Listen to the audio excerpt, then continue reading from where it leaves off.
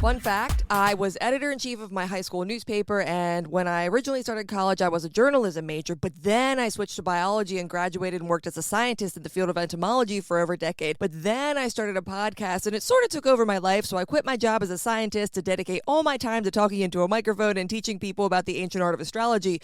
But then I started another podcast where I talk about astrology in real time and also created a magazine to go along with that podcast, which means I do a lot of writing and editing, and some days I think that the journalism degree may have been the right path, but then I remember that it's all right there in my birth chart and it happened exactly the way that fate intended.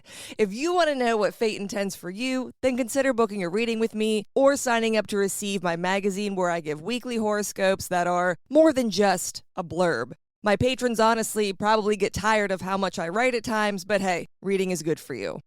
I said last week that I had a few spots left for astrological consultations, and I don't anymore. They're all booked up. August through September is done. If you want to book a reading with me, make sure you're on my mailing list so you know when my books are open. There is no rhyme or reason to how or why or when I open my books. It happens at super random intervals, so being on my mailing list will keep you in the know. I'm excited to meet with everybody who booked, so thank you in advance. It's officially Virgo season, and we just had the new moon in Virgo, so hopefully you're feeling refreshed, not too anxiety-induced, and that you got some things tidied up. The need to adjust, tweak, and alter is going to continue as Virgo season marches on, but this past weekend really kicked things off with the new moon energy. Speaking of kicking off, let's get into today's forecast. We have one major planetary ingression this week, and it's going to be the star of the show. Venus moves into Leo, which, yay, cute. Venus in Leo is a huge vibe. But there are some things going on in the background that are making this typically radiant, dramatic, and expressive placement a bit more erratic and even a little volatile.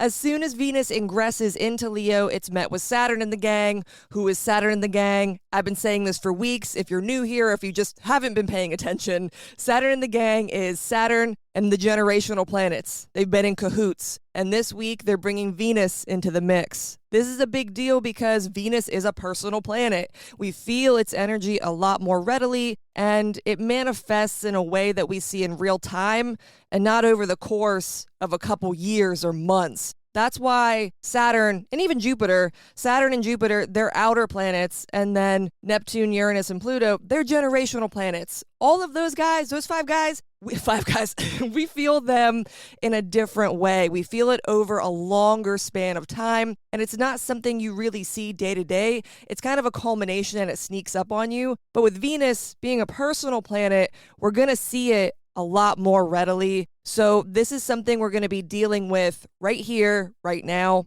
Depending on what your natal chart is like, the energy of Venus and Leo being bombarded by the generational planets and Saturn is either going to energize you or be very overwhelming.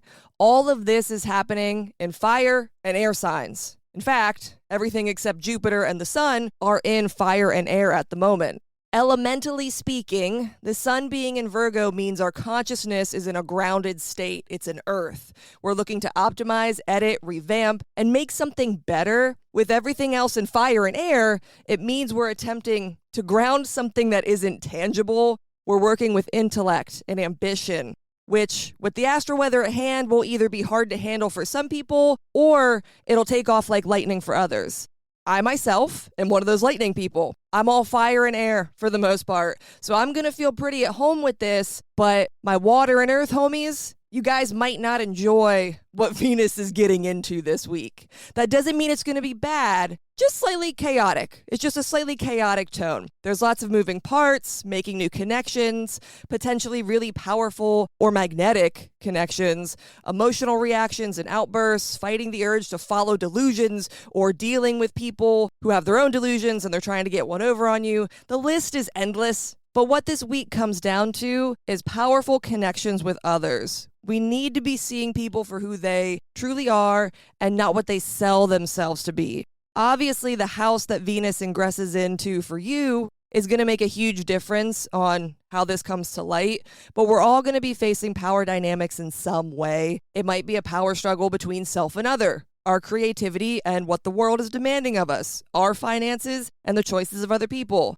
Regardless of the energy that's opposing each other, Venus ingressing into Leo is going to set all the air and fire houses on fire, except Libra and Sagittarius. Those realms are kind of chilled out at the moment. Mars is in Libra, but Sagittarius has no planets right now, and Mars is not involved in these shenanigans with Venus and the generational planets and Saturn. So leave Libra and Sagittarius out of this for the moment. As we go through the week, Venus is going to be changing the vibe like Leo changes outfits. It's going to start off steady, and there's likely going to be a decision that's made or something being solidified as soon as the week starts. It's probably something you got yourself into during Leo season and part of the Mercury retrograde that happened. Venus is coming in and kind of cleaning it up a little bit. Something's being solidified further. There's something you need to be serious about, but it's also something you're likely excited about or something that is working in your favor at the very least. Make sure you know all the details and ask all of the questions. Do not let your rose-colored glasses take over and forego getting the details. You will regret it later. Remember, it is Virgo season. Details matter. Once we get towards midweek is when the power struggles that I mentioned come into play, or our emotions might boil over and get the best of us. We need to not act out of emotion, no matter how hard we're pushed. If we did our due diligence and paid attention to the details early on in the week, we should feel solid enough to push back against whatever it is that's attempting to disturb our peace or unsolidify whatever we're trying to solidify. If you leaned in too hard with those rose-colored glasses, then yeah, the wolf in sheep's clothing is going to come out, the man behind the curtain will be revealed, and you're going to get caught off guard towards the middle of the week. Once we get over the hump, literally hump day, Wednesday, once that's done, all this intensity starts to fade. The nice thing about this is it's a passing vibe. It's just a transit. It's just passing by. Venus ingresses into Leo, is immediately met by this mob, and then it keeps going. So Venus begins departing from Saturn and the generational planets, and it puts enough distance between them towards the end of the week that its auspicious energy in Leo, it can get back to being fabulous and uninterrupted. While the energy that Venus is going to be presenting us this week is short-lived, it can have long-lasting implications because Saturn is directly involved and it's a trine. So it's a harmonic trine with Saturn. It's something that can be good. And this is why I'm pushing the fact that we need to be organized and ready to face something with a logical and grounded disposition. What we're starting this week or continuing to make progress with in the realm of Leo has the potential to be really good for us and last a really long time. But we need to protect that investment by not losing our cool and not allowing ourselves to get sucked into drama or waste time chasing leads that don't exist. Or, above all, like I said, the details. Don't lose the details. Make sure you're crossing every T and dotting every I along the way. There's so much energy and fire and air right now that not a whole lot seems concrete. There's a lot of energy in our minds and in our hearts. But the new moon last week was us kicking off, organizing all this energy, and creating a plan to use it in a practical and steady way. Like I've been saying, it is Virgo season. Do not be afraid to be a little methodical. I promise it's not going to put a damper on the goodness that Venus is bringing. If anything, it's going to allow us to protect our investment and enjoy it even longer. Thank you for tuning into this week's forecast. If you want a more detailed look at what this week's astro weather holds for you personally, go to my website, moonmattersastrology.com, and sign up to receive my zine. You can also find me on Patreon by searching for Moon Matters. The best way to keep up to date with my work or to book a reading with me is to sign up for my mailing list on my website. I'll meet you back here next week, but until next time, later days.